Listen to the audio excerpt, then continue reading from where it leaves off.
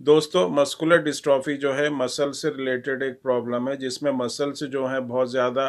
Week होने लगती हैं और टाइम के साथ जैसे जैसे टाइम गुजरता जाता है ये वीकनेस बढ़ती जाती है और जो मसल्स हैं वो श्रिंक होने लगती हैं, जिससे जो भी हमारा डेली का जो काम होता है, चलना फिरना, उठना बैठना या दूसरी जो भी हमारी एक्टिविटीज़ होती हैं उनके ऊपर बहुत ज़्यादा असर पड़ता है। और जो ड्यूकेन मस्कुलर डिस्ट्रॉफी ये डीएमडी ये बच्चों में और ख़ास तौर से जो लड़के होते हैं उनमें होने वाली एक बहुत ही सीरियस कंडीशन है। और इसका जो प्रॉब्लम होती है ये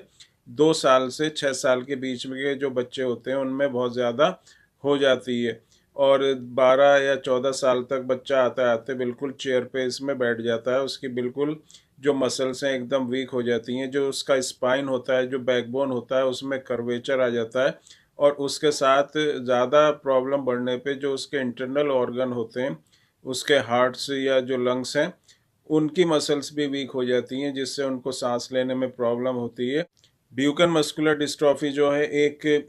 जो एक्स लिंक्ड रेसेसिव जिसको हम कह सकते हैं, एक्स क्रोमोसोम पे जो एक जीन होता है, जो डिस्ट्रोफिन एक प्रोटीन होता है जो मसल्स की स्ट्रेंथ के लिए बहुत ज़रूरी है। उसके ऊपर अगर फॉल्ट कोई भी फॉल्टी जीन आ जाती है एक्स क्रोमोसोम के ऊपर, तो ये प्रॉब्लम हो जाती है, जिससे जो मसल्स हैं वो वीक होने लगती हैं। ड्यूकन मस्कुलर डिस्ट्रॉफी के जो अगर हम सिम्टम्स की बात करें तो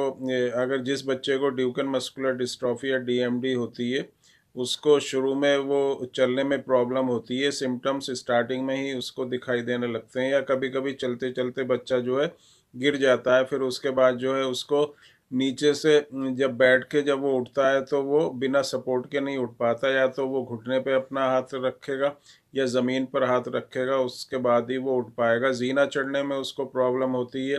कहीं ऊंचा नीचा जो अगर जगह होती है वहाँ पर उसको चलने में प्रॉब्लम होती है। और उसकी जो काफ मसल्स होती हैं पीछे वाली टांग के नीचे वाले पार्ट में, वहाँ पर भी हार्डनेस हो जाती है और मसल्स का एक गुच्छा सा बन जाता है। ये प्रॉब्लम आगे धीरे धीरे जैसे जैसे एज बढ़ती है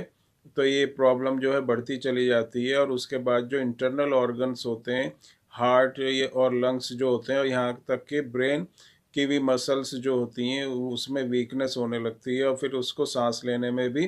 प्रॉब्लम होती है। जैसे मैंने बताया, स्पाइन जो होता है उसमें कर्वेचर आ जाता है और एक बहुत ही सीरियस कंडीशन में जो है बच्चा पहुंच जाता है। होम्योपैथिक में इसकी बहुत सी ऐसी मेडिसिन हैं जो बहुत ही अच्छा जिनका जो है रिजल्ट है। और इसमें क्या होता है कि शुरू में जो ये अगर मेडिसिन आप लेते हैं तो उसमें आगे को जो फर्दर जो वीकनेस होती है मसल्स की वो रुक जाती है। और अगर आप इसको कंटिन्यूअसली मेडिसिन को लेंगे तो आपकी जो प्रॉब्लम है उसमें इम्प्रूवमेंट भी होगा। बहुत सी होम्योपैथिक मेडिसिन है, जैसे कालीफॉस है, प्लम्बम मेट है, क्यूप्रम मेटिलिकम है,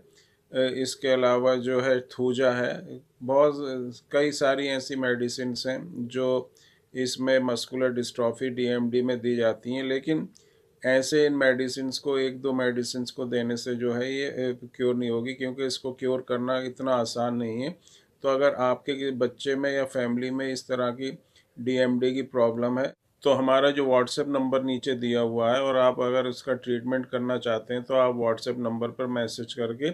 इसका सॉल्यूशन पूछ सकते हैं। मस्कुलर डिस्ट्रॉफी में जो एक एंजाइम होता है क्रेटाइन काइनेस सीपीके जिसको कहते हैं, वो एंजाइम्स जो है उसका लेवल बढ़ जाता है, क्योंकि ये एंजाइम जो मसल्स की जो टूट फूट होती है उससे ये एंजाइम्स जो है बनता है बॉडी के अंदर। जितनी मसल्स में टूट फूट होगी उसी के हिसाब से ये जो सीपी के लेवल है ये बढ़ जाएगा। नॉर्मली ये 180 या 200 के नीचे नीचे रहना चाहिए, उसके ऊपर अगर ये बढ़ता है तो इसका मतलब उस बच्चे को जो है मस्कुलर डिस्ट्रॉफी है। इसके अलावा जो है ब्लड टेस्ट से भी इसका पता करते हैं, या जो मसल बायोप्सी है उससे भी मस्कुलर डिस्ट्रॉफी का पता किया जा सकता है।